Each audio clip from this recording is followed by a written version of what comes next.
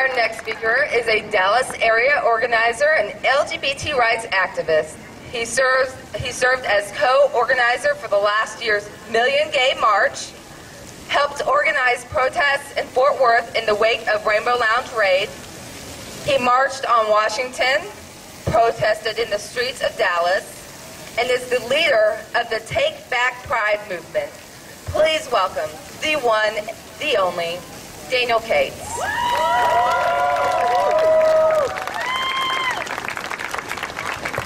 Thank you, Shannon.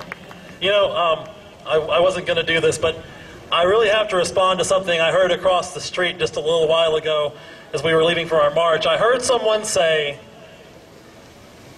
homosexuality is a choice. You don't deserve special rights. Well, now, hold on. First of all, no, it's not. But I'll tell you what is a choice. Religion is a choice, and it's protected by the Constitution of the United States of America.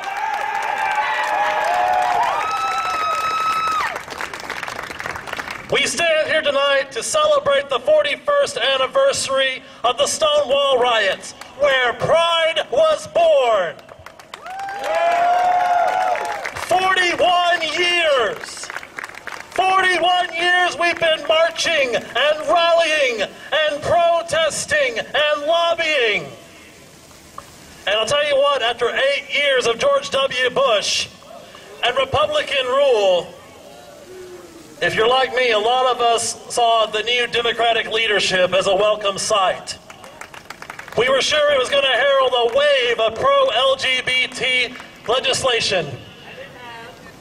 Well, you know what? What do we have so far? Let's go down the list here. We have no repeal of DOMA. We have no action on the Employment Non-Discrimination Act. We have the possibility of a Pentagon repeal or veto of the little progress that we've made on Don't Ask, Don't Tell, and our government has still not stopped discharging our soldiers. And right here in Texas, in the wake of a GOP 2010 platform that seeks to make LGBT people and our allies criminals, our Democratic leadership has remained silent. So I come here tonight with a message for our elected officials. To the GOP, thank you. Thank you for your platform. Your racist, homophobic, sexist platform will fail miserably at forcing this community back into the closet. But it will succeed beyond your wildest dreams at unifying us to fight for our equality like never before. So thank you. To our friends in the Democratic Party, the time has come to put out or get out. No longer will we accept empty promises in place of action. No longer will we accept flowery speeches, black tie receptions, and inaction. You say you want to lead the way on civil rights in this country? Well, damn it, the time has come to lead or get out of our way.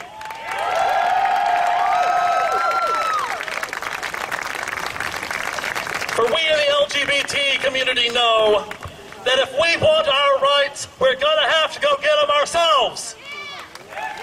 It's going to take you, and you, and you.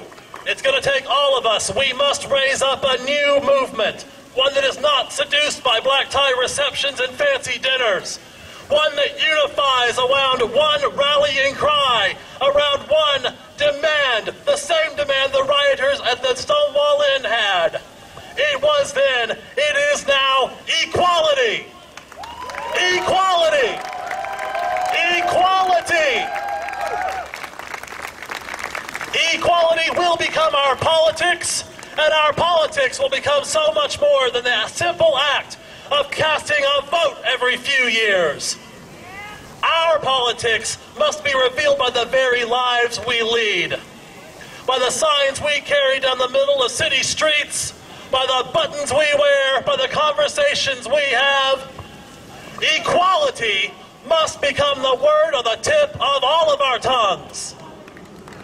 Equality must be the thought in the front of all of our minds. Equality must be the beat of every heart, the blink of every eye, and we must not rest. We will not rest. We will not stop the pressure until equality is the law of the land in all 50 states.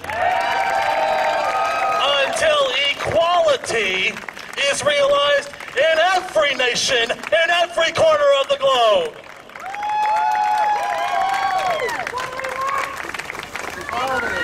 When you go home, when you leave this place tonight, please do not let your shouts for equality, your shouts for your independence fall cold on the concrete. You must carry them with you in your heart wherever you go. You must take them back to your friends and your families. You must take them back to your Stonewall Democrat organizations, to your LULACs, to your Equality March Texas, to your Queer Liberal Action, and you must spread the word that the time for action is now. We can no longer afford to wait. LGBT teens have a 5 times more likely rate of committing suicide because of the messaging out there telling them they are not equal, that they are less than, they cannot afford to wait. Transgender employees nationwide who cannot find work or live in fear of losing their jobs cannot afford to wait. We cannot afford to wait anymore.